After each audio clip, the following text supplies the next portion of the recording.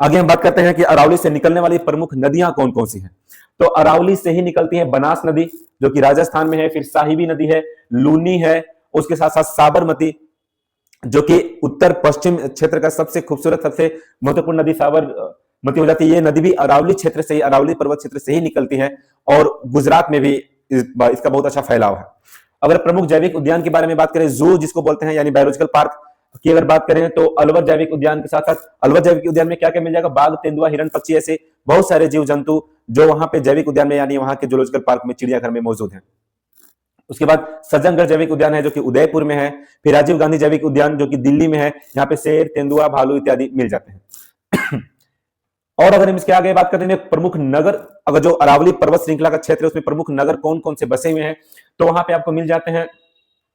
सबसे पहले राजस्थान में कौन कौन से शहर मिल जाएंगे, तो उदयपुर है, जयपुर है, अजमेर है, अलवर है और सिसोही, ऐसे ऐसे प्रमुख शहर जो राजस्थान में है, ये सभी शहर अरावली पर्वत श्रृंखला के क्षेत्र में ही आते हैं। फिर हरियाणा का गुरुग्राम जिसको हम लोग गुड़गांव के नाम से भी जानते हैं, मेवात है, फरीदाबाद है, ये सब शहर भी अरावली क्षेत्र के ही अंदर आते हैं।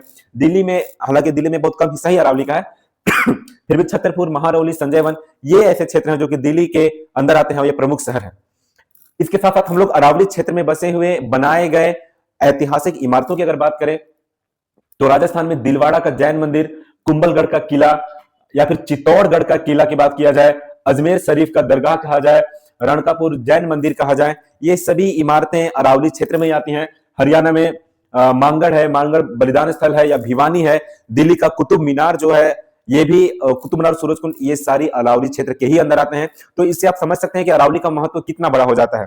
अगर अरावली ना रहे तो कहीं ना कहीं भारत का जो इतिहास है, इतिहास के पन्नों से जुड़ी हुई जो प्रमुख बातें हैं जो हम अपने आने वाले पीढ़ियों को बताएंगे, वो कहीं ना कहीं बस किताबों में बताना रह जाएगा, दिखाने के लिए शेष नहीं बच जाएगी अगर ऐसा कुछ भी होता है।